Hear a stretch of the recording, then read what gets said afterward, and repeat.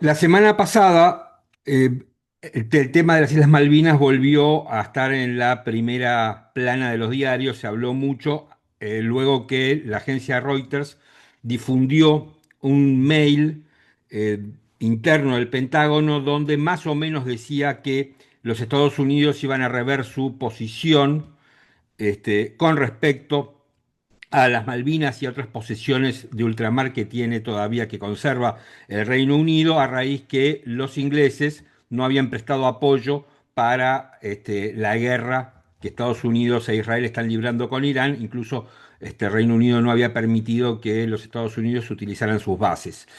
Eh, a partir de esto se generó un gran revuelo, el gobierno tomó el guante, el Departamento de Estado publicó un comunicado diciendo que los Estados Unidos, en definitiva, mantenían su posición de neutralidad con relación a la soberanía. Y cuando yo escuché todo esto, yo sigo un podcast que se llama Geopolítica en Acción, que es muy bueno, que lo hacen varios profesores de la Universidad de El Salvador, entre ellos uno que tengo la oportunidad de invitar a Micromundos, que es el profesor Mauro Labombarda, que es profesor de geopolítica en varias carreras de la Universidad de El Salvador. Cuando yo escuché lo que estaba pasando, me acordé de un episodio que ellos analizaron las consecuencias geopolíticas de la Segunda Guerra Mundial, donde no todos eran tan buenos como habíamos creído probablemente, y todos perseguían más intereses que objetivos así muy humanitarios. Y ahí surge el tema Malvinas. Nada que ver con esta coyuntura, pero básicamente, ahora me van a corregir si digo algún error, pero la idea que debatieron ellos en su podcast de, insisto, un episodio de más de un año, decía algo así como, los Estados Unidos no quieren injerencia europea en esta región, porque esta región, es decir, América, está dominada por los Estados Unidos, con lo cual no quieren que haya un enclave europeo. ¿Cuál es ese enclave europeo? O tal vez el más importante para nosotros, las Islas Malvinas. Así que tarde o temprano es probable que Estados Unidos se quiera sacar a los ingleses de encima. Esto lo digo yo en lenguaje poco académico. Bueno, este es un poco el contexto que yo quería darle a todo esto para charlar un ratito con el profesor La Bombarda. Hola, ¿qué tal? ¿Cómo estás? Hola, ¿qué tal? Buenos días. Bueno, Bueno, primero gracias por atenderme y yo he no, al tratado contrario. de resumir un poco lo que ha pasado ahora y el podcast de ustedes, que me pareció muy interesante citarlo. Sí, te agradezco, por supuesto, que seas un oyente de nuestro podcast y que lo estés así citando. Es así, efectivamente. Hay que estudiar un poco el origen de la famosa doctrina Monroe para ver cuál es el interés geopolítico constante de Estados Unidos, que va Ujú. más allá de los gobiernos. Por eso yo creo que tal como salió este cable de Reuters y como lo han analizado, no hay en realidad un cambio en la postura norteamericana. Siempre fue la misma la postura. Nunca Estados Unidos reconoció la soberanía británica en Malvinas. Pensemos que la doctrina Monroe se formula en más o menos 1822, Sí. 1823, justamente contra Gran Bretaña, que le proponía, a través del famoso ministro Canning, ¿no? Le proponía al presidente Monroe eh, colaborar juntos en la defensa de América porque iba a venir una supuesta invasión de la Santa Alianza, en la que estaba incorporada Francia, y por Ujú. supuesto querían recobrar, y ya tenían España también, querían recobrar los territorios perdidos. Entonces supuestamente iba a venir una gran flota a América. Y es ahí donde Gran Bretaña le pide a Estados Unidos, dice, ¿por qué no nos preparamos juntos? Y Estados Unidos le contesta, no, nosotros solos defendemos a América, no los necesitamos a ustedes. Fue más una bravuconada que otra cosa, porque Estados Unidos en ese año, hacía 10 años que los ingleses habían invadido Washington y prendido Ujú. fuego la Casa Blanca. Entonces, lo que marcó Estados Unidos con el América para los americanos es que no quería la injerencia de potencias extracontinentales, en este caso europeas, pero después se agregaron las asiáticas, cuando Japón empieza a expandirse. Y ojo, ahí hay un detalle nada más, cuando Japón se empieza a expandir, también con apoyo británico. Entonces, hubo varios acuerdos entre Japón y Gran Bretaña a principios del siglo XX. Entonces, en las primeras décadas del siglo XX. ¿Qué propone Estados Unidos? Bueno, no queremos la injerencia de potencias extracontinentales. Por supuesto que Estados Unidos era la potencia más importante Claro. económicamente, pero no era la potencia como lo que es ahora, ¿no? Ujú. Ahora ya es globalmente reconocida como la potencia más poderosa. Pero no le molestaba tanto que hubiera competencia con Argentina, como de hecho lo había, sino lo que no quería es que hubiera potencias extracontinentales en el continente. Ahora te pregunto esto. Vos hablas de la doctrina Monroe. Donald Trump ha dicho que va a como a rejuvenecer y ayornar la doctrina Monroe, llamándola Donroe justamente por él. Sí. Esto, digamos, independientemente del formato y del contexto, porque tal vez esto sea simplemente una bravuconada de Trump para presionar a los ingleses a que lo apoyen en la guerra con Irán. Pero digamos, iría en línea esta doctrina Donroe con lo que se ha filtrado, ¿no? Es lo que yo creo exactamente, y va mucho más allá de una bravuconada.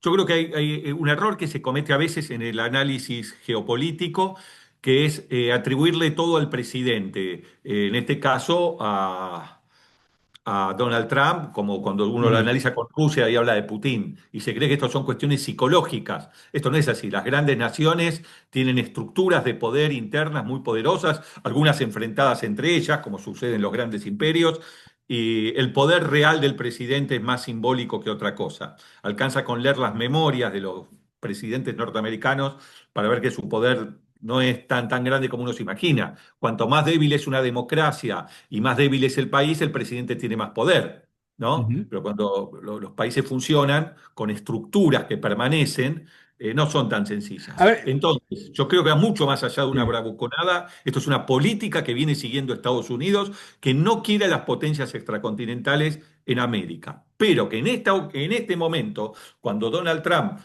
hace estas declaraciones y formula su corolario de la doctrina Monroe con el Donroe, lo que él está diciendo es, señores, América está siendo influenciada por China y por Europa, que eso es lo que vemos en América del Sur, ¿no? Lo vemos claramente con sí, Brasil, claro. por ejemplo. Brasil ya no hay ninguna duda, tiene mucho más influencia china y europea que, que norteamericana.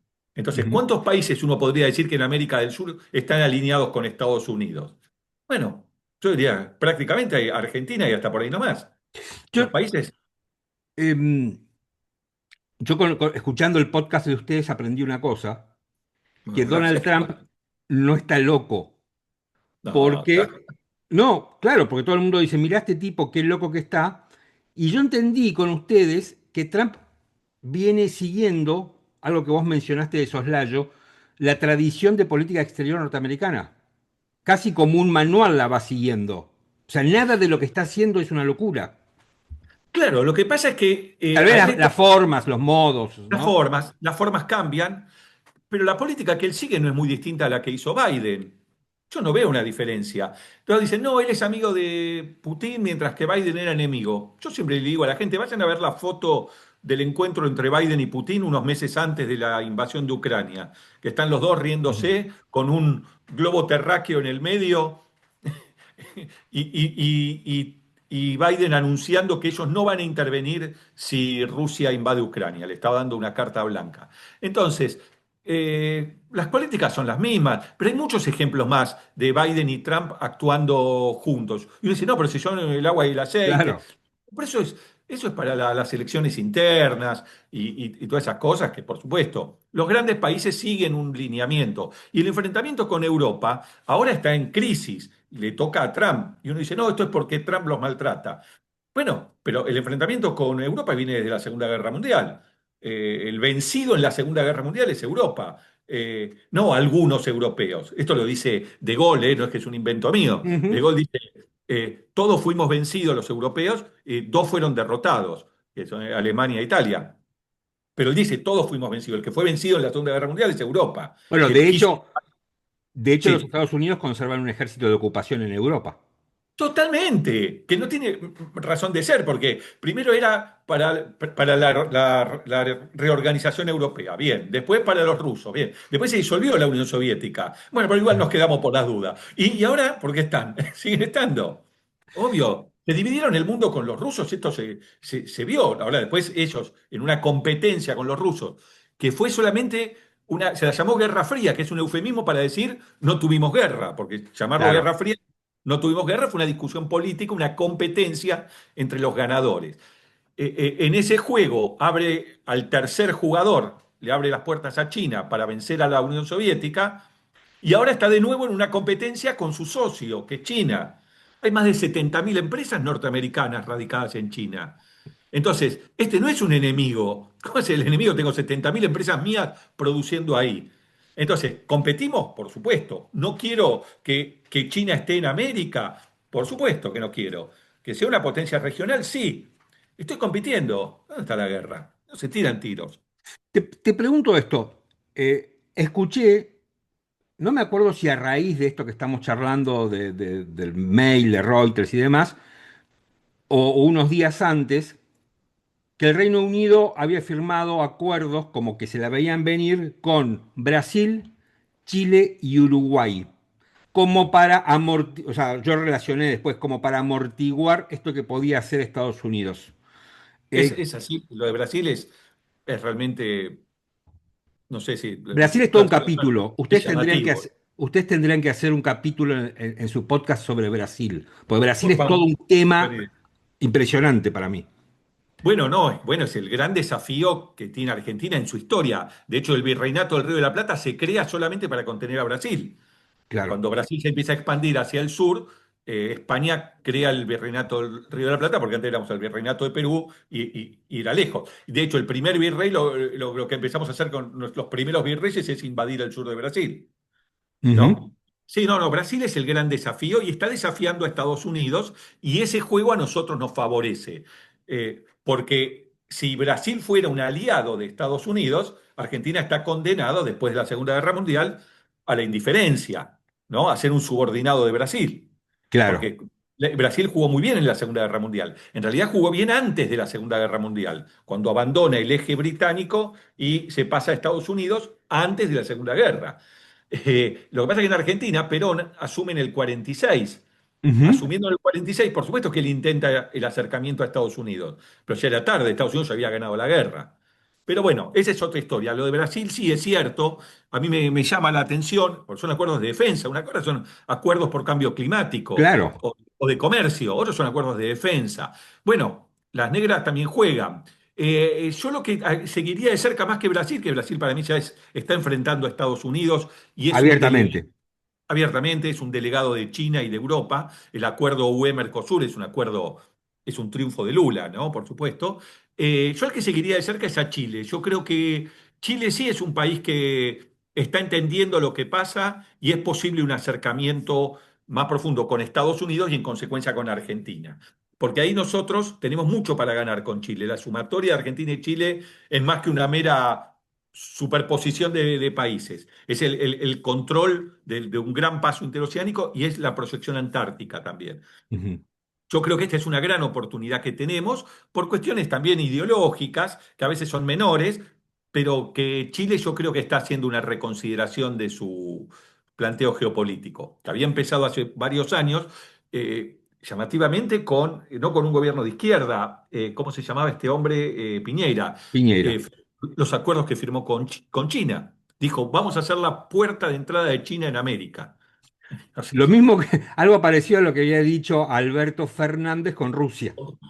Claro, sí, pero que Rusia no es tanta amenaza para Estados Unidos como quizás lo es China. Claro. Rusia, A ver, la posibilidad que la Argentina, y te quería preguntar, no sé si la pregunta es pertinente, pero ¿qué posibilidades ciertas hay que en algún momento la Argentina recupere la soberanía sobre Malvinas? Está enmarcado también en el intento de los Estados Unidos de controlar los pasos bioceánicos, ¿no? Como exacto. pasa con el tema de Panamá, como pasa con el tema de Groenlandia, que ya nos hemos olvidado, pero hasta hace un mes estábamos discutiendo eso, o sea, iba a haber una Y lo guerra, una sigue, invasión. y sigue estando en el radar de Estados Unidos. y también lo de Canadá, hay que, Y lo también de hay que seguir. Canadá. No nos olvidemos que Estados Unidos, la doctrina geopolítica que tiene Estados Unidos ahora viene de la década del 40. El autor fue Nicolás Spikman. Es un hombre que tiene un tratado de geopolítica que es extraordinario. Y él ahí habla en un capítulo trascendente, que es el que mantiene, esa doctrina se mantiene, es la que se llama el cerco sobre América. Él lo que hace es poner un mapa, no como los vemos habitualmente, donde a la izquierda está América, sino que pone América en el centro y muestra cómo está rodeado o cercado por Asia y Europa. Eso es lo que le preocupa a Estados Unidos. Le preocupa que no haya una gran potencia europea, le preocupa que no haya una gran potencia asiática Ujú. y muchísimo más le preocupa una potencia euroasiática, que es lo que estaba haciendo China a través de la nueva ruta de la seda, ¿no? Uniendo Europa con China, que si nos ponemos a pensar, es el mismo proyecto de la Segunda Guerra Mundial, es Claro. Europa con Japón, la única diferencia es China. De hecho, Spikman es tan visionario, lo escribe en 1942, dice, nuestro aliado tiene que ser Japón, lo dice en 1942, para Ujú. frenar a China. O sea, él se da cuenta que están peleándose con Japón a muerte, pero no, este tiene que ser nuestro aliado, el enemigo va a ser China. Es increíble. Muere en 1942 Spikman, así que lo escribe un año antes.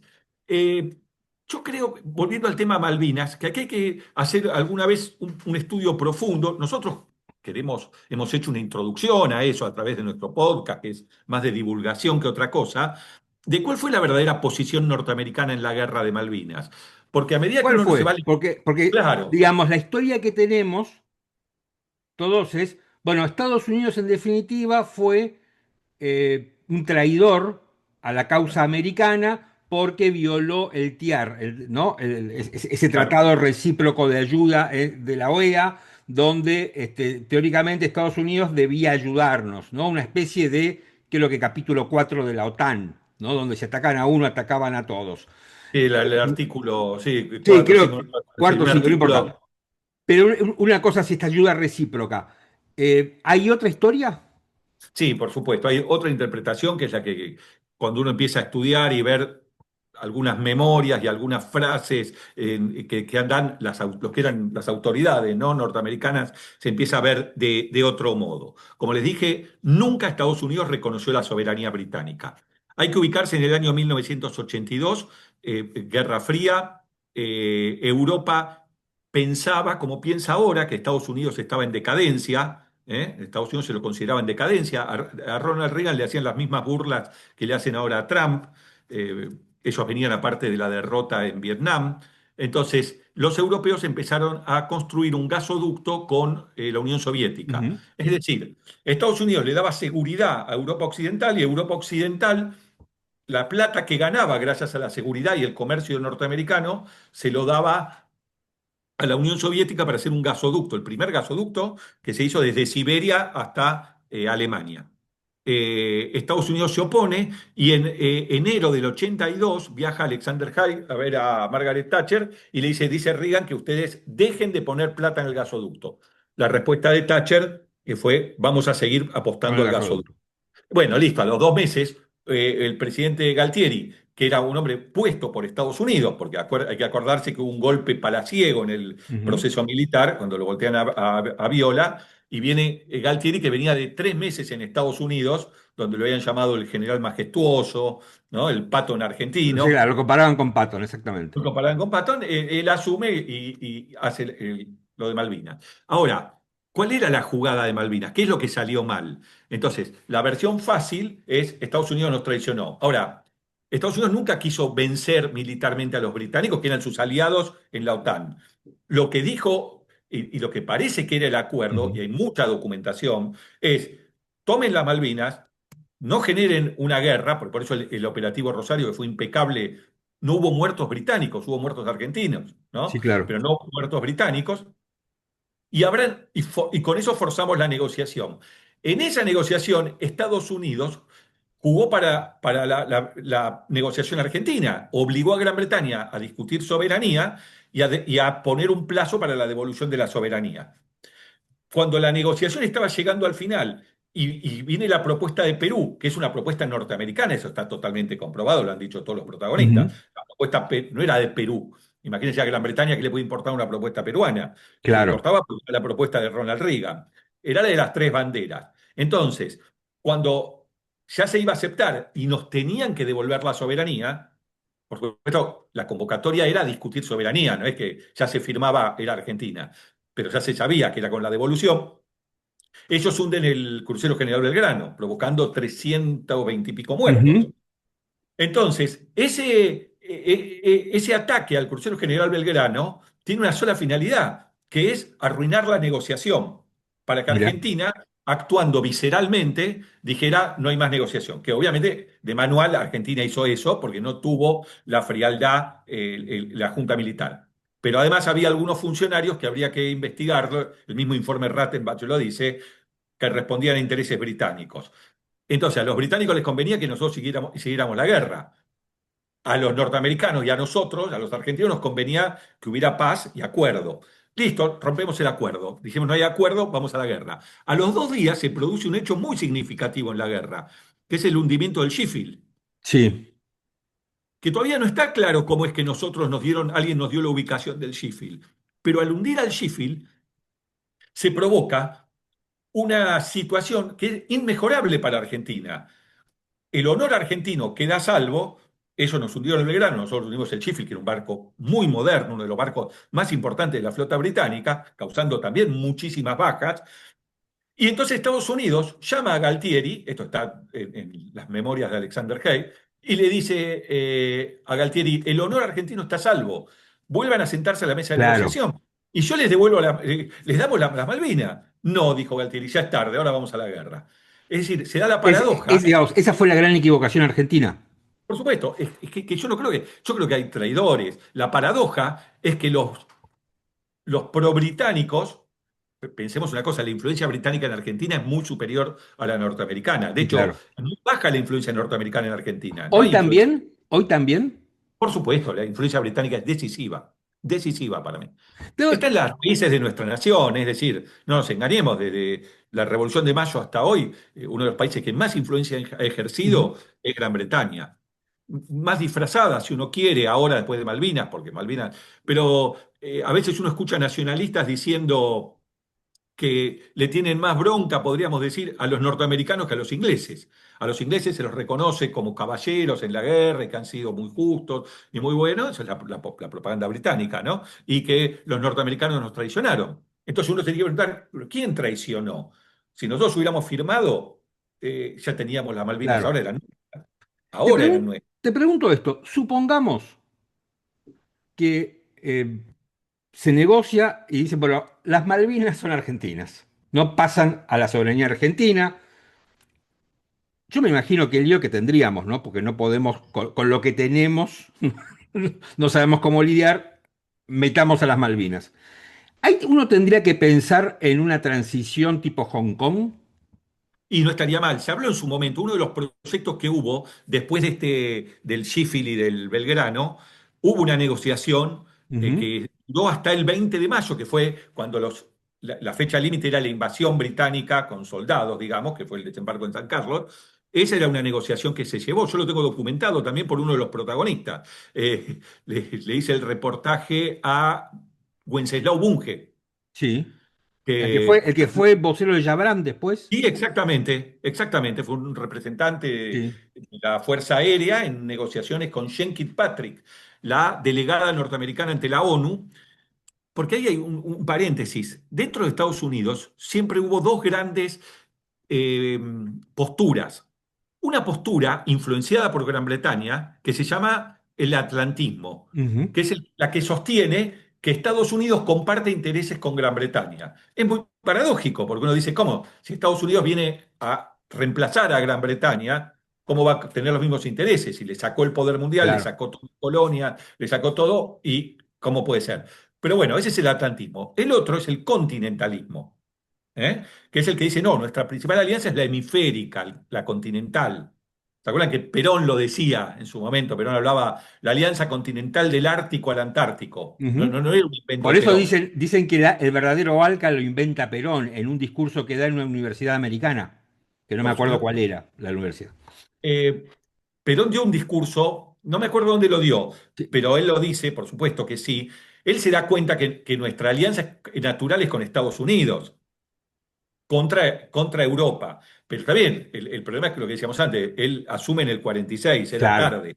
Él ya no podía volver las cosas atrás. Y los norteamericanos prefirieron a Brasil, por eso el desmesurado crecimiento que tuvo Brasil y que nos pasó por encima, por haber jugado bien ahí. Entonces, en ese juego, el ala continentalista lo representaba Jean Patrick, que tomó el toro por las astas y manejó las negociaciones. Y justamente la hipótesis que se manejó hasta el 20 de mayo y que Reagan personalmente apoyaba, era una salida a los Hong Kong.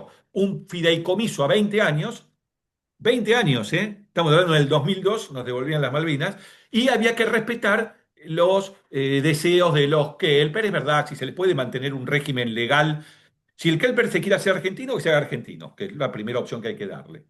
Y la segunda es quédense y mantienen su régimen, no hay problema, que lo Ujú. mantengan. Que es lo mismo que se hizo en Hong Kong. Esa para mí es la mejor salida. Vamos a ser claros, los Kelper están hace 200 años, Sí, claro. ¿no? Entonces, son ciudadanos que están ahí. Uno no puede decir, bueno, que se vuelvan a Inglaterra. No se vuelven nada. Están en Te, nuestro territorio, que se queden si quieren. te quiero preguntar esto yendo un poco, tiene que ver con Malvinas, pero tengo como dos últimas preguntas que son las siguientes. La primera, ¿hay una diferencia entre las relaciones que tenemos hoy con los Estados Unidos y aquellas famosas relaciones carnales de Guido Di Tella en la presidencia de Menem? O sea, porque muchos comparan el actual presente de las relaciones argentinas con los Estados Unidos con aquellas relaciones carnales. ¿Es un error esto o tiene sentido? No sabría contestártelo. Mira, habría que ver algunas diferencias. Primero que advierto es que Menem declamó la alianza con Estados Unidos, pero todas Ujú. las empresas privatizadas se las dio a Europa, ¿no? Sí, claro. Todas. No. E impulsó el Mercosur. E impulsó el Mercosur, que era un desafío a Estados Unidos, sin duda, porque era darle preeminencia a Brasil. Eh, yo creo que los peronistas siempre tuvieron un problema, es que quisieron jugar con Estados Unidos, pero ideológicamente no lo podían justificar. Claro. El mismo Perón le pasó, ¿eh? Pero también le pasó a los Kirchner. También le pasó a los Kirchner. No nos olvidemos, en 2012 vino Hillary Clinton y dijo, Estados Unidos va a mediar en el conflicto de Malvinas. Los ingleses abrieron los ojos y dijeron, ¿qué conflicto de Malvinas? ¿2012? Sí, sí. Entonces, y después Kerry, el siguiente secretario de Estado, también bajo el gobierno de Obama, cuando los Kelper hicieron este pseudo referéndum y Sí, se lo quisieron llevar a la Secretaría de Estado, no lo dejó entrar. Físicamente no lo dejó entrar. No recibió el referéndum, no lo dejó entrar a la Secretaría de Estado. Es decir, el peronismo siempre tiene una tradición más pro-norteamericana, pero tiene el problema ideológico, que le claro. cuesta decirlo. Y esa ambigüedad es la que nunca nos termina de cerrar. Ahora, pero ¿el kirchnerismo no quiebra esa tradición? Para mí sigue una verdadera alineamiento con Estados Unidos hasta el final de Cristina en los últimos 2 años, donde ella le da la base esta A los espacial chinos. a los chinos en Neuquén, y ahí sí ella se enoja. Yo creo que fue una reacción, para mi humilde modo de ver, equivocada de ella. Quizás no entendió bien lo que estaba pasando con ese juez Grierson que nos embargaba. Hay que entender que Estados Unidos no tiene una voz unívoca, es un imperio, hay Claro. diferentes posiciones. Es más fácil si uno analiza Roma y uno ve que en Roma había diferentes intereses, entonces cuando uno lo ve alejado es fácil de entenderlo. Bueno, hay que entender que Estados Unidos no tiene una sola voz, ¿no? ¿Cuántos presidentes han muerto? ¿Cuántos Ujú. atentados tuvo Seguro. Bueno, Trump? tuvimos Es decir, el sábado el último intento de claro, es magnicidio. decir, hay diversos intereses. Quizás ese es un error de Cristina, pero lo estoy diciendo con mucha Sí, ligereza, por quizás supuesto. me falta información. No, Eh, pero no puedo dejar de preguntarte sobre la guerra con Irán. Hace pocas horas el canciller alemán, Merz, dijo que Irán está humillando a los Estados Unidos y me pareció una declaración fuertísima viniendo de un alemán, viniendo de un europeo en este contexto. ¿Vos bien, yo creo que coincidís con esta apreciación? no, de ningún modo creo que los humillados son los europeos. Acá ha habido un cambio en el esquema de poder global. El esquema de poder global venía después, es fácil, Segunda Guerra Mundial, bipolaridad.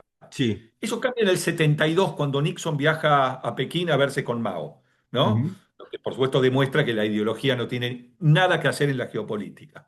Y ahí se arma un triángulo de poder. Y este triángulo es China, Rusia, Estados Unidos, o Unión Soviética en ese momento, pero vamos a decirle Rusia.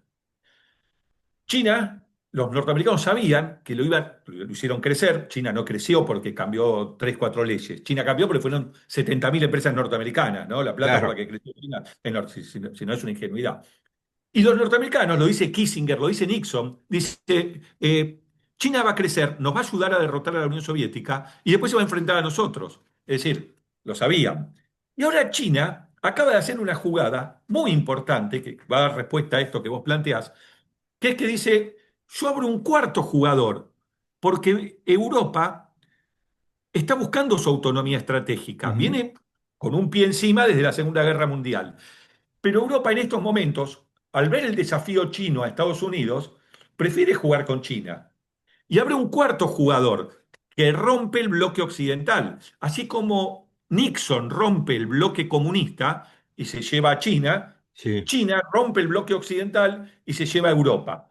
Pero con una cosa muy particular y muy irónica. China ahora habla de un nuevo triángulo al que saca del eje a Rusia y dice, no, ahora el nuevo triángulo es Estados Unidos, Europa y nosotros, donde nosotros somos los que jugamos. ¿Por qué saca Rusia? Porque Rusia y Estados Unidos siempre tuvieron los mismos intereses.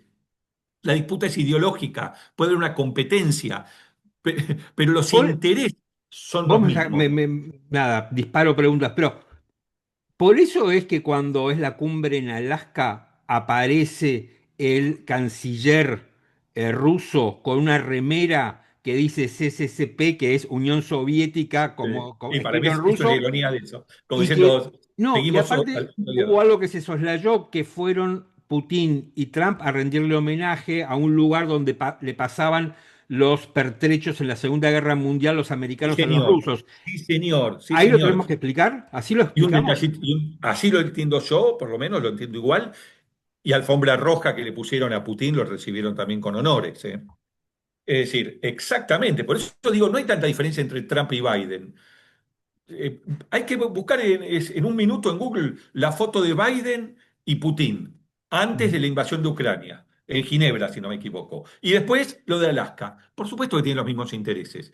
Tienen intereses permanentes, más allá de cada gobierno, que son iguales. Ninguno de los dos quiere un Asia fuerte, ninguno de los dos quiere una Europa fuerte y ninguno de los dos quiere una alianza euroasiática. Si China se une con Europa, el jamoncito, como se dice acá, es Rusia. Rusia no quiere. Las invasiones a Rusia vinieron de Europa, Ujú. de Suecia, Francia y Alemania, que en realidad ellos no las llaman invasión de Francia o invasión alemana, son invasiones europeas. Esto es muy, muy Ellos lo ven como importante. una guerra civil, ¿no? Lo de Europa. Sí. Europa no tiene siempre una misma cabeza.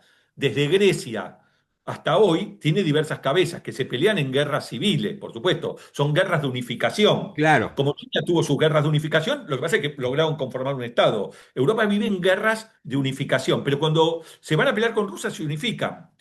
Napoleón no dirigió un ejército francés, Napoleón dirigió un ejército europeo.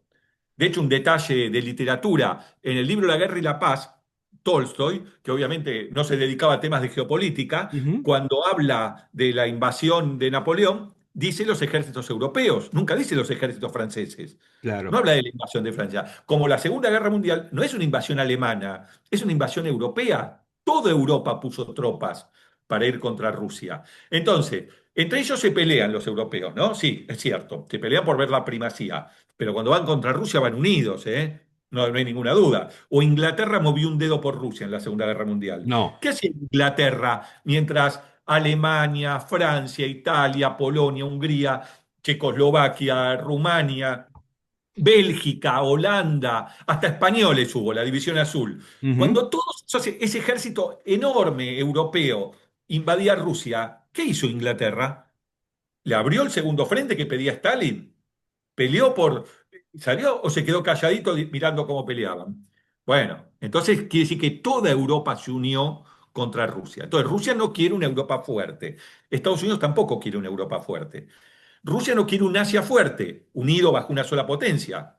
Lo vimos con Japón, las hordas doradas de los mongoles. No quieren un país fuerte en Asia. Estados Unidos tampoco. Y tampoco quieren ni Rusia ni Estados Unidos una potencia euroasiática. Los intereses son los mismos. ¿Pueden competir? Sí, obvio. Como dos socios en una empresa se pelean por tener más poder. Ahora, en todo este contexto que acabas de describir con tanta precisión, em, digamos que nos conviene a los argentinos porque tenemos posibilidad de recuperar las Malvinas. Total, no, no tengo ninguna duda. Es más, ya estoy viendo analistas que responden a China, a Europa, analistas argentinos que salen a decir, olvidémonos de esto de Trump, Trump está loco. No, no, no, Trump no está loco, esto es la política norteamericana. Por supuesto, la propaganda británica juega y salen corriendo a decir, no, olvidémonos de esto.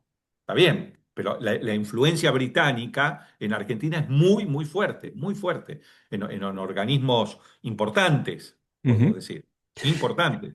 Mauro, muchísimas gracias por esta charla No, un espectacular. gusto. Felicitaciones otra vez por el podcast. La verdad que para aquellos que no Bueno, sabemos nada acá, de esto, nos ayuda a entender muchísimo porque se meten, primero que como son profesores saben explicar, lo cual está muy bueno, lo hacen muy llevadero, pero además con los análisis de ustedes uno puede entender sin comernos, digamos, el verso de claro, distintos factores de poder, podemos tratar de sí, entender lo que verdaderamente ocurre, ¿no?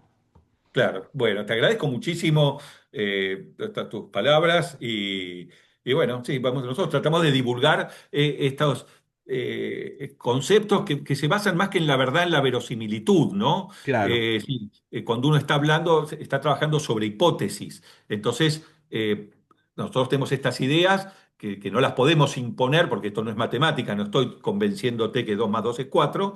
Y si me refutan, tampoco me enojo porque son Es discusiones par- que se pueden tener, obviamente, no, insisto, no es una ciencia exacta. Así que Ma- muchas gracias. Gracias.